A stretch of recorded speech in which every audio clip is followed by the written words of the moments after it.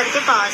एक मेरी ना फेसबुक के थ्रू दीपक बिष्ट से मुलाकात हुई थी फेसबुक पे, तो उसने कहा कि मैं किसी शादी वादी करूँ। दोस्तों, स्क्रीन पर आप एक लड़की की तस्वीर देख रहे होंगे।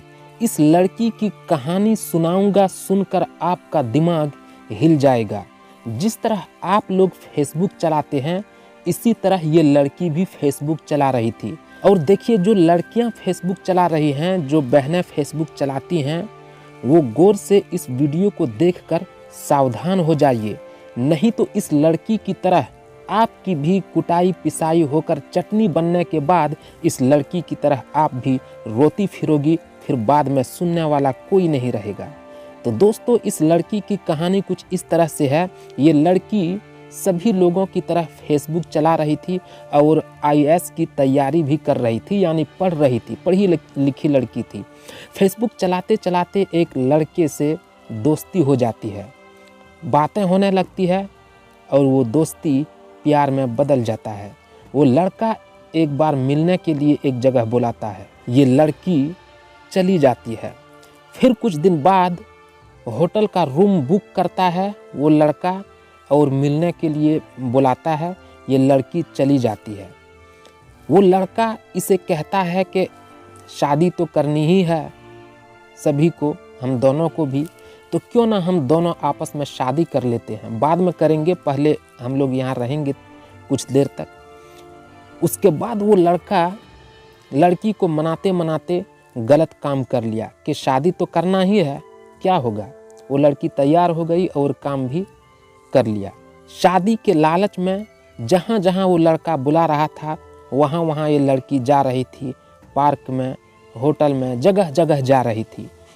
कई महीने बीत जाने के बाद जब वो लड़का इनकार करने लगा, मिलने से मना करने लगा, फ़ोन नहीं उठाने लगा, तब ये लड़की उस लड़के के घर चली जाती है। लड़के के माँ बाप लड़की को बेइज्जत करके घर से निकाल देते हैं।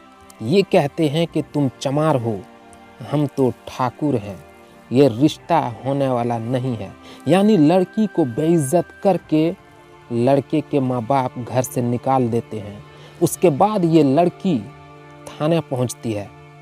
थाने पहुंचकर शिकायत दर्ज करती है, कोई सुनवाई नहीं होती है। महीने बीत जाने के बाद फिर शिकायत दर्ज करती है, कोई सुनवाई नहीं।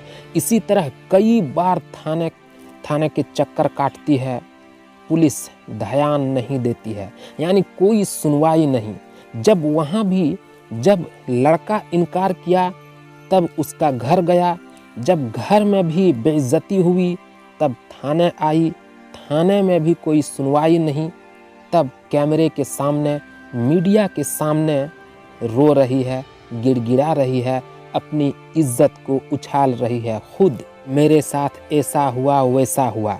तो ये वीडियो इसलिए बना रहा हूँ, बनाने का मकसद यही है कि जो लड़कियाँ, जो बहनें फेसबुक चलाती हैं, सोशल मीडिया यूज़ करती हैं, सावधान रहिएगा, नहीं तो इस लड़की की तरह आप भी, अगर आप बचकर नहीं रहिएगा तो आप भी इस लड़की की तरह बाद में रोएंगे और कोई बाद में सुनने वाला नहीं होगा।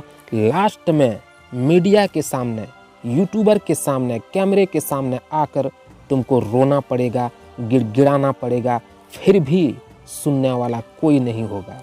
दोस्तों, लड़कियों में एक आदत है, अगर कोई लड़का उसे मैसेज कर देता है, हेलो कर देता है, तो लड़की खुश हो जाती है। अगर थोड़ी सी तारीफ कर देता है कि तुम बहुत अच्छी हो, तो वो एकदम खुश हो जाती है, मेरी तारीफ की, मतलब खुश हो गई। उसको कुछ समझ में नहीं आता है, वो समझता है कि मुझसे इतना प्यार कर रहा है। फिर बाद में क्या होता है, जब वैसी लड़कियों की कुटाई पिसाई होकर जब वो चटनी बन जाती है, तब उसे समझ में आता है और बाद में मीडिया के सामने, कैमरे के सामने